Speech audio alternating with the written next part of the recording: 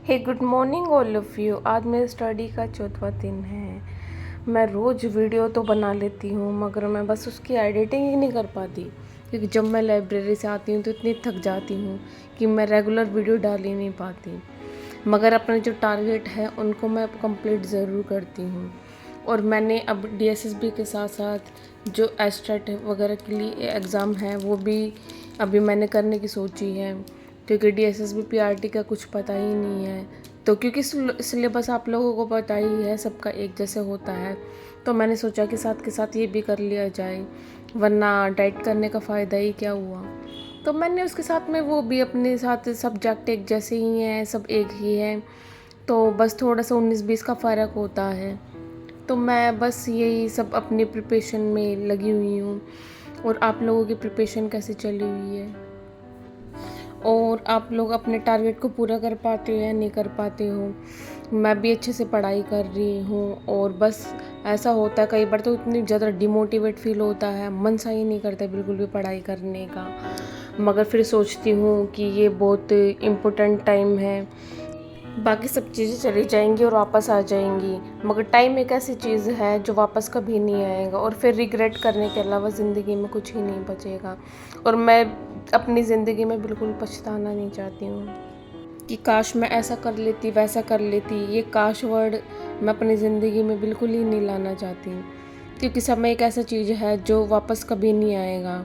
और फिर बाद में अपने आप को दोष देना से बेटर है कि अपना काम ही अच्छे से तरीके से कर लो, और टाइम रहते ही उस चीज़ को पूरा कर लो। और इसीलिए मैंने यही सोचा था कि पीआरटी की आ जाएगा, नोटिफिकेशन आ जाएगा, मगर हम उस भरोसे बिल्कुल भी नहीं बैठ सकते। इसलिए मैंने सोचा कि चलो टेट की भी तैयारी कर ली जाए, क्योंकि देखो पढ़ाई कभी भी किसी की वेस्ट नहीं जाती, कहीं ना कहीं चीज़ें यूटिलाइज़ होती रहती है। और मैं भी अब ऐसे ही करने लगी हूँ। पहले मैंने वीकली का टाइम टेबल बना रखा था कि मैं ऐसे ऐसे अपने टाइम टेबल को फॉलो करूँगी। फिर मैंने अपने वीकली टाइम टेबल को छोड़कर डेली का बनाने लगी, क्योंकि हम टाइम टेबल चाहे कितना ही बना लें मगर हम उसे पूरा कर ही नहीं पाते, कुछ ना कुछ रह ही जाता है। इसलिए वीकली टाइम टेबल को छोड़कर मैं अपना डेली टाइम टेबल बनाने लगी हूँ। और आज जन्माष्टमी का भी दिन था, तो आज मेरे घर के सामने है वो फंक्शन होता है जन्माष्टमी का। स्टडी और त्यौहार सबको एक साथ बैलेंस करके चलना ज़रूरी होता है। हर चीज़ ज़रूरी होती है लाइफ के अंदर, पढ़ाई भी करना ज़रूरी होता है, अपनी फैमिली को टाइम देना भी ज़रूरी होता है। सब चीज़ों को बैलेंस करके ही इंसान को चलना चाहिए। लाइफ के अंदर सब चीज़ें ज़रूरी है, काम भी ज़रूरी है, परिवार भी ज़रूरी है। और ऐसा नहीं है कि एक चीज़ के पीछे इतने भाग जाओ कि दूसरे को इम्पोर्टेंस ही ना दो। और आजकल हर चीज़ में इतना ज़्यादा कंपटीशन हो गया है, हर पोस्ट पे इतना ज़्यादा कंपटीशन हो रहा है, बस पूछो ही मत। हर किसी को आज के टाइम में नौकरी चाहिए, इसीलिए इतना ज़्यादा कंपटीशन बढ़ा हुआ है। और जब किसी को एक नौकरी मिल जाती है तो वो और ज़्यादा अच्छा एक्सपेक्टेशन करने लगता है खुद से। और आज जन्माष्टमी भी था, तो मैं 6-7 घंटे पढ़ाई करने के बाद मैं गई थी बांके बिहारी मंदिर, जो मेरी लाइब्रेरी के पास ही, और इतना अच्छा सुंदर सजा हुआ था ना कि बस मुझसे रहा ही नहीं गया।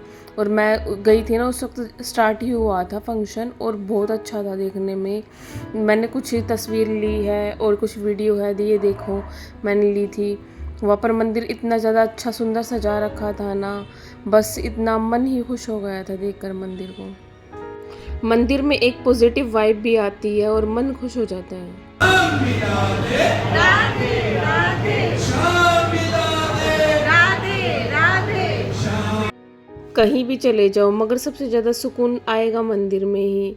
और मंदिर इतना अच्छा अंदर से डेकोरेट कर रखा था ना, बहुत अच्छा, मंदिर वालों ने बहुत अच्छा प्रबंध कर रखा था। फिर मंदिर में दर्शन करने के बाद मैं घर आ गई थी, और उसके बाद अपने घर के पास ही दूसरा मंदिर है, वहाँ पर मैं अपने मम्मी पापा के साथ गई थी। और मैंने सोचा कि थोड़ी सी चलो यहाँ पर भी वीडियो बनाती हूँ और आप लोगों के साथ भी शेयर करती हूँ जन्माष्टमी की वीडियो। और मंदिर में तब वहाँ पर भी शुरुआत ही हुई थी, वहाँ भी हम लोगों को बहुत अच्छे से दर्शन हो गए थे। और जैसे जैसे टाइम 12 बजे के पास आ रहा था तो क्राउड धीरे धीरे बढ़ रहा था, मगर जिस वक्त हम गए थे उस वक्त फंक्शन स्टार्ट ही हुआ था, तो इतना ज़्यादा क्राउड नहीं था। और इतनी अच्छी अच्छी वहाँ पर झांकियाँ थी ना, एकदम मन खुश हो जाता देखकर।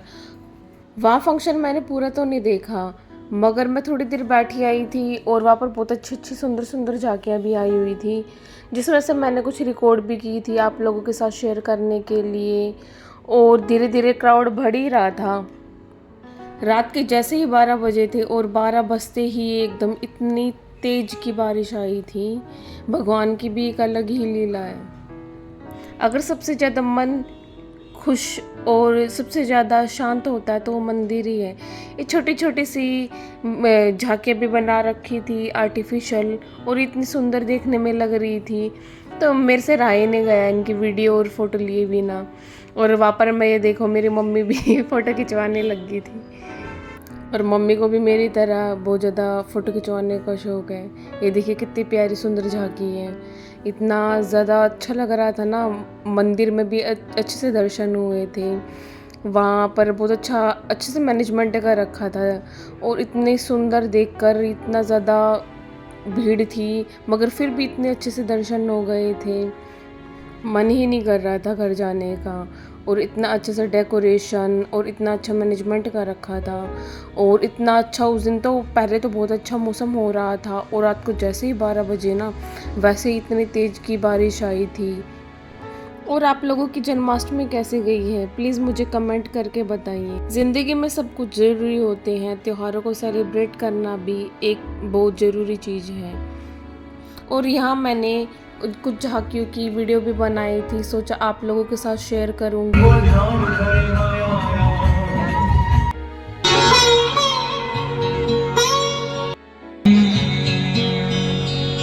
नवनीत चोरम गोपांगनानां चदुकूल चोरम श्रीराधिकाया हृदयस्य चोरम चोराग तेरी भोरी सी सूरतिया तेरी भोरी सी सूरतिया समाए गई दिल में हो सांवरिया